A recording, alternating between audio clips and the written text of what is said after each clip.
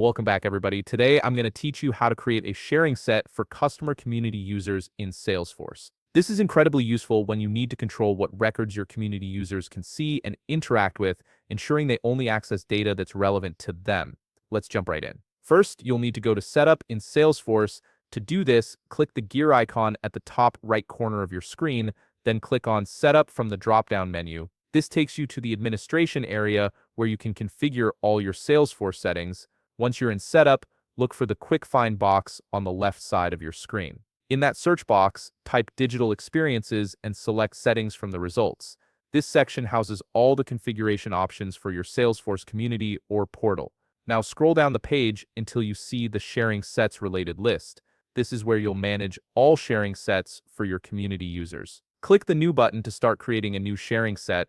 You'll be prompted to enter a label for the sharing set. This is the name that will be visible to users, so make it descriptive and easy to understand. Once you enter the label, the sharing set name field will be auto-populated. This is the API name that Salesforce uses internally, so you typically don't need to modify it. Next, you'll see a section called Select Objects.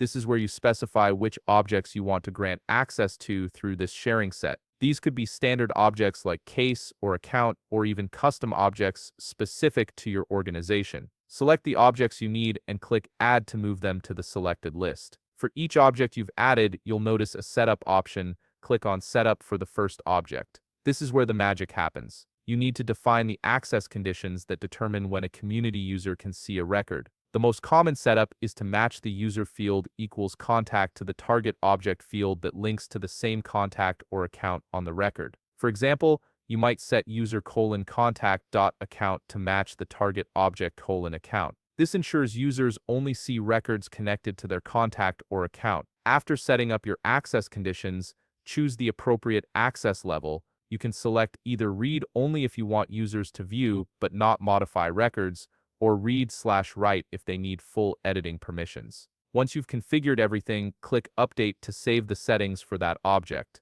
If you have multiple objects in your sharing set, repeat this process for each one. When you're finished configuring all objects, click Save to finalize your sharing set, and that's it. You've successfully created a sharing set that controls what your customer community users can access in Salesforce. If you found this video helpful, please leave a like, subscribe, and see you in the next video.